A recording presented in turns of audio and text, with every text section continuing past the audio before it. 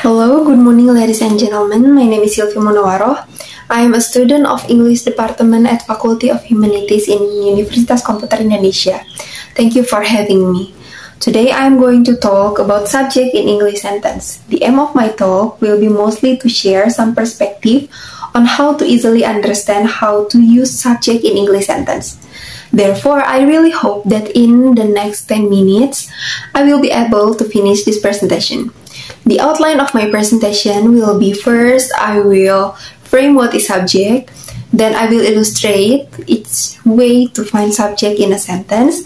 After that, I will explain what can the subject consist of. And the last, I will be happy to answer question at the end of my presentation. Okay, anybody knows what is subject? So let's start with the explanation of subject. Basically, the subject carries out the action that the verb in the sentence indicates or expresses. Thus, it shows who or what is doing something. In English grammar, it is one of the most critical part of a sentence and cannot be left out without making it ungrammatical. All types of sentence must contain one except for imperative.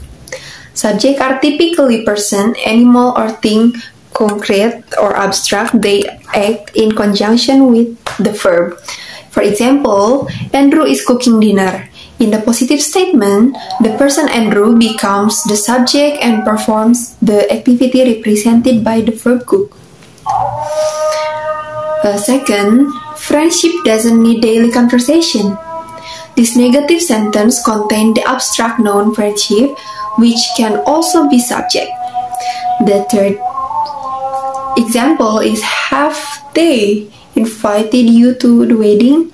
Interrogative clauses also have a subject represented by they here. At times, we cannot really say that the subject is acting, that is performing an action, then it simply is something. In such a case, it often appears with the verb to be or similar ones. Accordingly, the twins are here. The subject, the twin, does not act here but simply expresses the verb to be and the relation to the location or place. The subject must always agree with the verb in number and person. This obligation is called grammatical agreement. Now let's have a look on how to find subject. It is possible to determine the subject of a sentence with the question who for person and what for things and matters. This question always need to contain the verb belonging to the sentence. Each sentence has only one subject. There can never be more than one. An example that shows how to find the subject in a short sentence: the train is leaving. The question is, what is leaving? The answer is the train. Here the subject is the thing train, which performs the activity leaving. Therefore, the question word that is appropriate.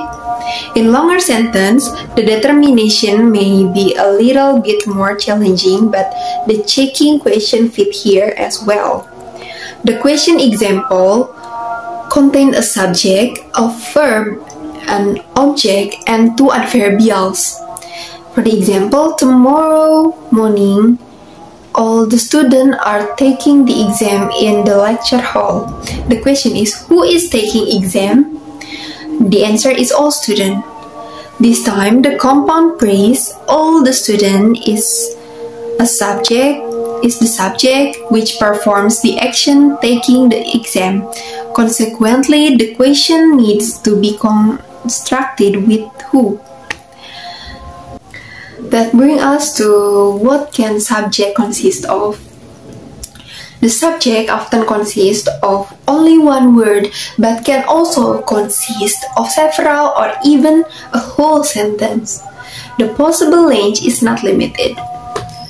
In detail, the following types of words or part of speech can represent the subject of a sentence. First, we have noun.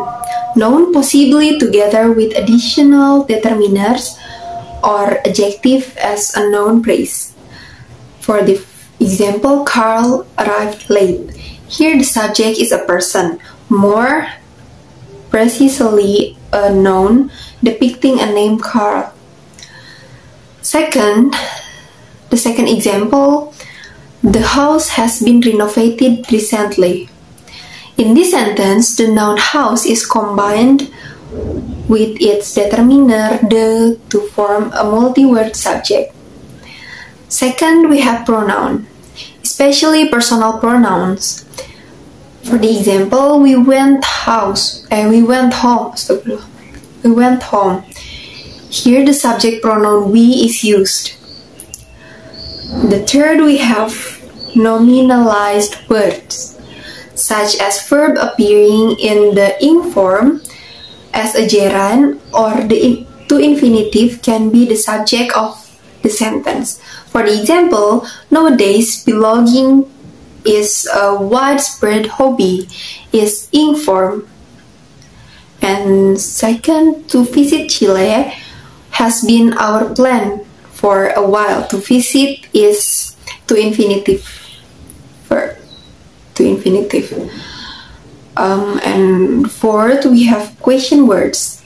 Question words such as who, what, and how many can also assume the role of subject. Who baked the cake? This interrogative clause is a typical subject question. And how many came to the party? The question word how is combined with many for countable nouns here. Fifth, we have similarly. Similarly, whole sentences may take over the function of the subject. Then they are subordinate clauses. What we want to know is your motivation for the job. This dependent clause contains we as its subject. Next, we have where does the subject appear in an English sentence? In English sentence, the subject usually comes before the verb, which is the full verb.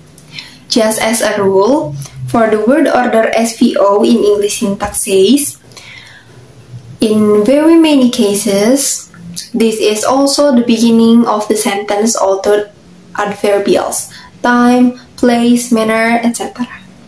However, may additionally appear in front of it. Compare the example in the table. In the table, we have subject, adverbial, subject, verb, object, and adverb. Subject is at the beginning of the sentence. The sentence doesn't have adverbial in the beginning. The subject is the apples and the verb is have fallen, and the adverbial of place is from the tree. When the subject after an adverbial of time, yesterday my friend phoned me. And the last, when the subject is after an adverbial of place, at home my girlfriend is waiting. So you have to careful that foreign language learners must not confuse the position of the subject or the entire word order with that in other languages. There it may appear elsewhere in the sentence. So that leads us to the end of my presentation today. I need to remind you again that to easily understand the subject in a sentence, we have to practice it in our daily life.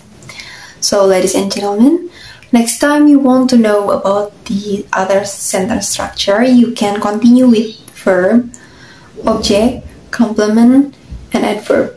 That will be all of my presentation today. Thank you for all your kind attention, and see you soon.